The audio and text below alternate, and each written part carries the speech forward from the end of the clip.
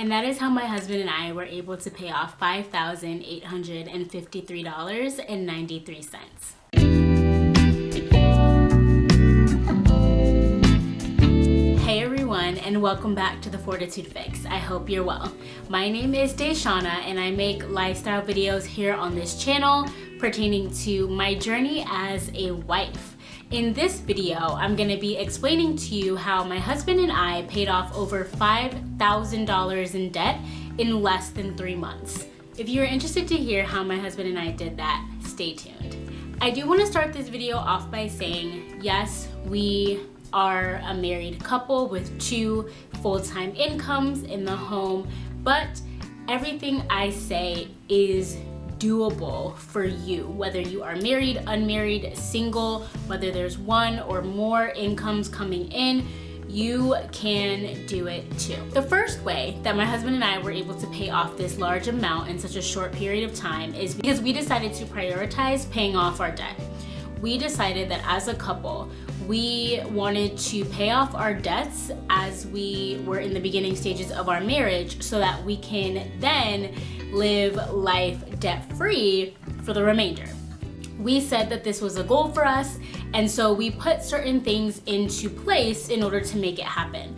One of those things that we put into place is implementing something called the snowball method. If you are familiar with debt-free journeys around the country, if you are familiar with Dave Ramsey, then you have heard of the snowball method.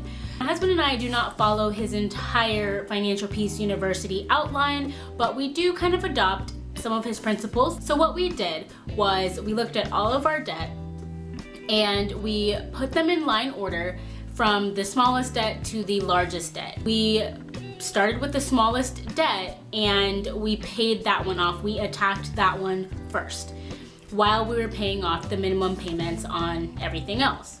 So everything extra would go to that smaller amount of debt.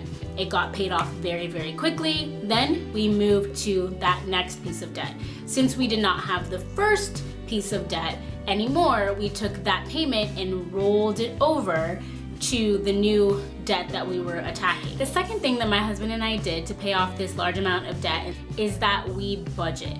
We budget all of our money down to zero for the month.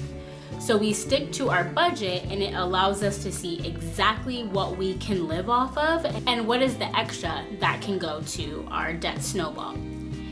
Part of number 2 in using our budget and following our budget is also taking into account the extra income. In January, I got paid 3 different times. My husband also got an extra paycheck from work. We knew that that money was coming and we put it towards our debt snowball. We also factored in our tax return. We had a certain amount that was coming back to us and we planned on what we were going to do with it. Not all of it went towards debt, but the majority of it did. And that leads us into the third thing that my husband and I did. And that is we didn't allow it to become a burden. We didn't allow it to be a hassle or something that we just had to do. We made it fun. So yes, we still travel. We also pay ourselves and we celebrate those small wins. We have fun money that we allocate, and yes, that amount does change, but it definitely keeps it from getting monotonous and getting just unfun. We're able to use our fun money in whichever way that we want.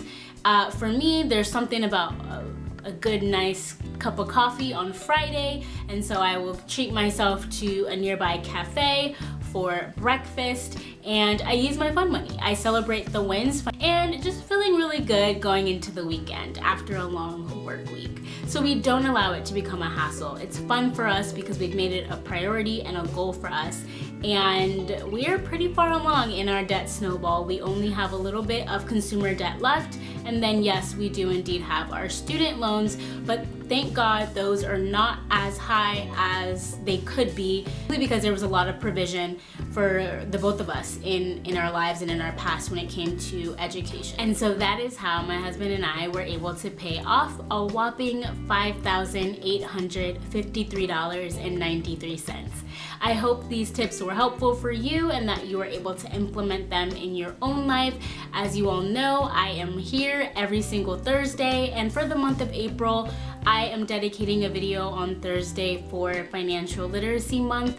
And for talking about my journey as a wife, we also have to talk about my journey as a wife, marrying my husband, and how all of that relates to our finances. Thank you so much for watching. I will see you right back here next week for another episode 3. And remember to always fill your cup.